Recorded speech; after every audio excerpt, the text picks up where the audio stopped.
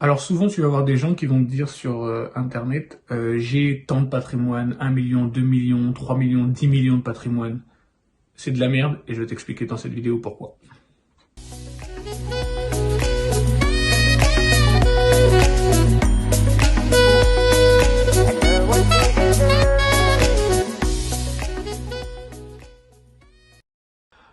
Alors bonjour, moi c'est Lionel d'ML Immobilier et sur cette chaîne on parle d'immobilier mais plus précisément d'achat-revente, d'opérations de marchand de biens et de grosses plus-values.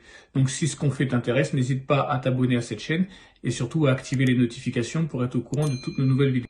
Donc comme j'ai dit dans cette vidéo, on va parler de patrimoine et pourquoi certains patrimoines sont très mauvais voire même dangereux. Alors attention, il faut bien différencier deux choses.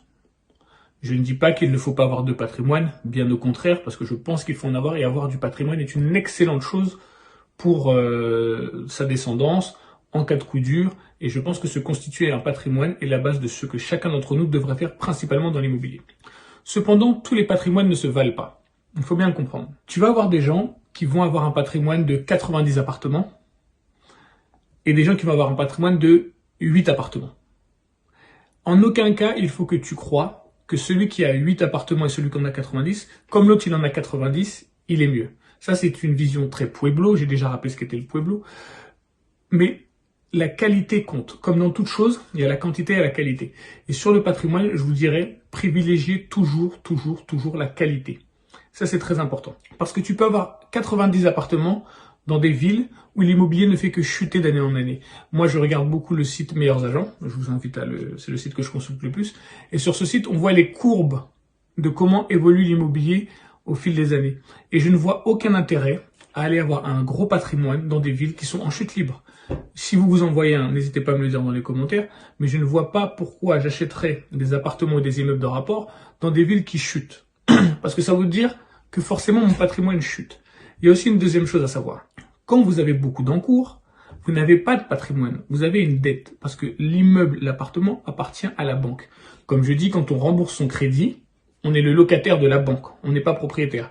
La preuve, quand un locataire ne paye pas son loyer, le propriétaire peut le mettre dehors. C'est exactement la même chose. Quand un propriétaire ne paye pas son crédit, la banque peut récupérer le bien. Donc vous n'êtes que leur locataire, il faut bien le comprendre.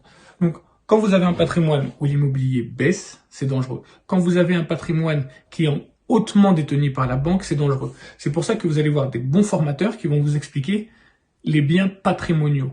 Et c'est ça qu'il faut privilégier. Quand tu as de l'argent, mets ton argent dans des biens patrimoniaux. Les biens en centre-ville de Paris, de Lille, de Bordeaux, de Marseille, et même d'autres petites villes. Il y a des villes moyennes où l'immobilier se porte très bien. Là, j'ai cité des grosses villes, mais il y a des petites villes moyennes où l'immobilier se porte très bien, il est très stable, il y a un élan économique et l'immobilier monte. Ça, c'est du bon patrimoine. T'es pas obligé d'être au sein d'une grande ville de France, hein, je le dis bien. C'est pas que au sein des grandes villes de France. Tu peux aller dans une ville de taille moyenne et détenir du bon patrimoine bien placé. Et c'est ça qu'il faut privilégier. C'est pour ça que je dis que ça, c'est du bon patrimoine. Le mauvais patrimoine, qui est même dangereux, c'est du patrimoine entièrement détenu par la banque, que tu as financé à 110%. Je ne dis pas que le 110% est une mauvaise chose. Je dis juste que quand tu as financé à 110% des choses dans des coins perdus, où l'immobilier ne fait que baisser, là, tu t'es mis en danger. Parce que tu vas devoir rembourser quelque chose qui va être invendable, qui va peut-être être non louable, et en plus, l'immobilier va baisser. Donc la valeur du bien pour laquelle tu as emprunté va peut-être chuter. Donc quand tu fais ton patrimoine, fais très attention à la stratégie que tu emploies. Moi, je fais plutôt du marchand de biens. Le marchand de biens, vous savez très bien que ce sont des opérations à court terme.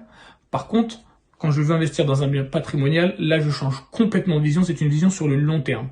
Et quand tu fais du bien patrimonial, investis sur le long, voire même le très long terme. S'il y a des gens qui sont pas d'accord avec moi, n'hésitez pas dans cette vidéo à commenter, à m'expliquer pourquoi vous n'êtes pas d'accord avec moi.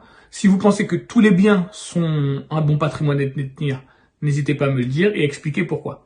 Sinon, je vous dis à bientôt et à dans la prochaine vidéo. Bye.